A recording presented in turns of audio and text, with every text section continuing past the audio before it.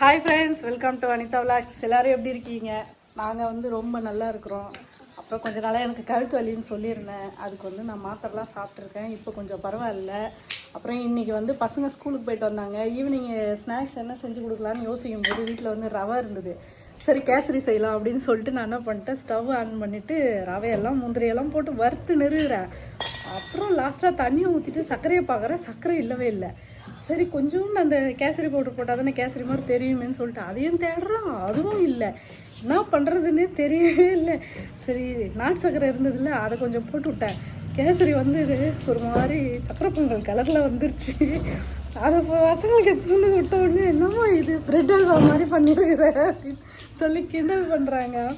நம்ம ஏதாவது ஒன்று செய்யலாம்னு சொல்லிட்டு மைண்டில் தான் அந்த ஐடியா இருக்குது. அதுக்கான தேவையான பொருள் வந்து வீட்டில் இல்லை. அதை எப்படியோ அட்ஜஸ்ட் பண்ணி செஞ்சுட்டேன். பசங்களும் வந்து உட்காந்து சாப்பிட்டுன்னு இருக்கிறாங்க. எப்படி இருக்குது சார் கேசரி? நல்லா இருக்கா? அப்புறம் எக்ஸாம் எப்படி எழுதுனேன்? இன்னும் எத்தனை எக்ஸாம் இருக்கு? 5 எக்ஸாம் தான்.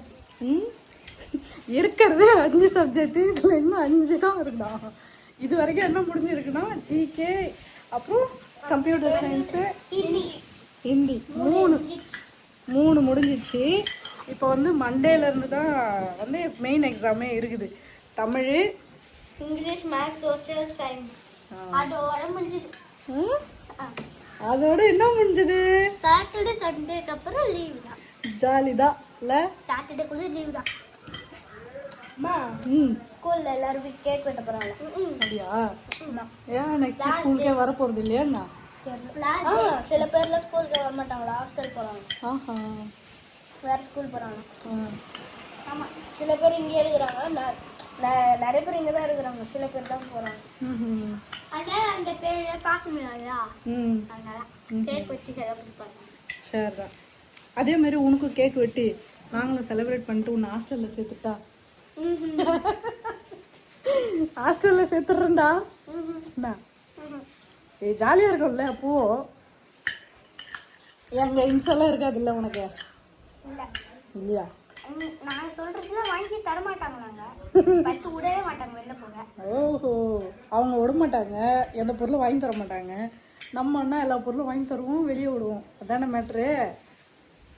சரி கேசரி நல்லா இருக்கா? கேசரி பவுடர் தேடினேன், இல்லை பிரியா, என்ன பண்ணுறது, கலர் இந்த மாதிரி ஆயிடுச்சு. கேசரி ஆரஞ்சு கலர்ல இருக்கும், இல்ல மஞ்சள் கலர்ல இருக்கும். இது சக்கரை பொங்கல். ஒரு வாட்டி செஞ்சு பிளாக் கலர்ல ஒரு கேசரி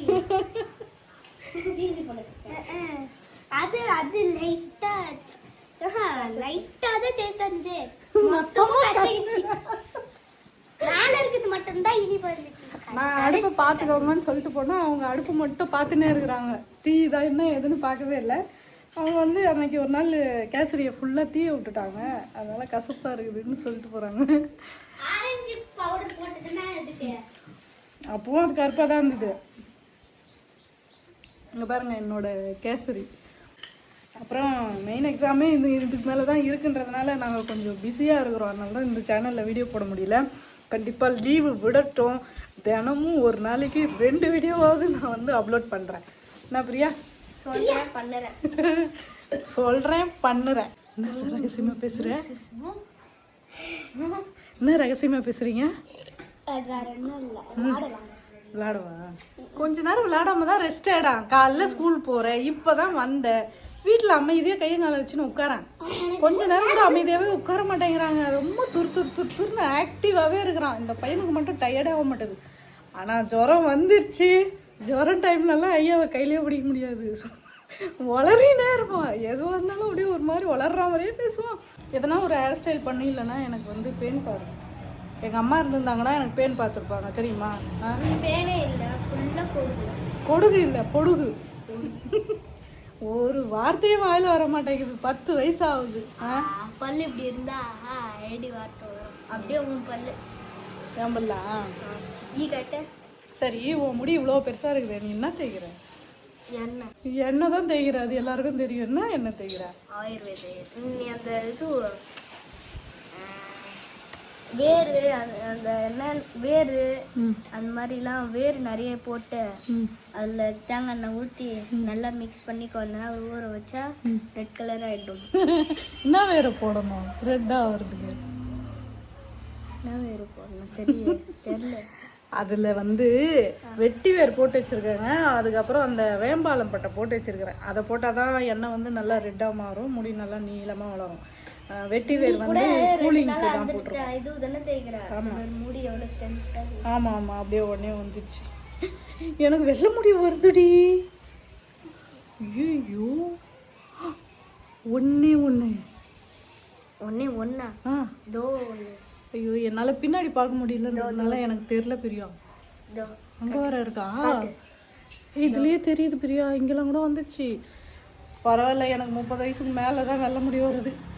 அது வரைக்கும் சந்தோஷம். சில பேர்லாம் 20 வயசுலேயே வந்து வெள்ளை முடி வந்துடுது இப்போலாம்.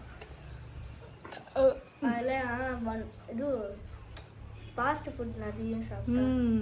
அப்போ கண்டிப்பாக உனக்குலாம் சீக்கிரமாக வரும்னு நினைக்கிறேன். நீ நிறைய ஃபாஸ்ட் ஃபுட்டு சாப்பிட்றல, வாங்கி தரது சாப்பிட்றேன். சரிங்க, நாங்கள் வந்து காஃபி சாப்பிட்டாச்சு, ஸ்நாக்ஸும் சாப்பிட்டாச்சு. ஈவினிங் டைமில் சும்மா வெளில உட்காந்து இருக்கோம். இப்போது இன்னும் ஒரு 1 hour 6 மணி ஆயிடுச்சுன்னா எல்லாருமே வந்து வீட்டுள்ள போயிட்டு அவங்க படிக்க வருவாங்க. நான் வந்து நைட்டுக்கு டிஃபன் வேலையை செய்வேன். இப்போது இருக்கிற இந்த 5 நிமிஷம் நமக்கானதாக இருக்கட்டும்ன்றதுனால தான் இதை வந்து நான் ஒரு 5 நிமிஷம் பசங்க கூட ஜாலியாக பேசுகிறேன். நீங்களும் வந்து பேசுங்க, ஜாலியாக இருங்க. இதே மாதிரி அனிதா விலாக்ஸ் கொஞ்சம் சப்போர்ட் பண்ணுங்கள், சப்ஸ்கிரைப் பண்ணுங்கள். இன்னொரு விலாகில் பார்க்கலாம். பாய்.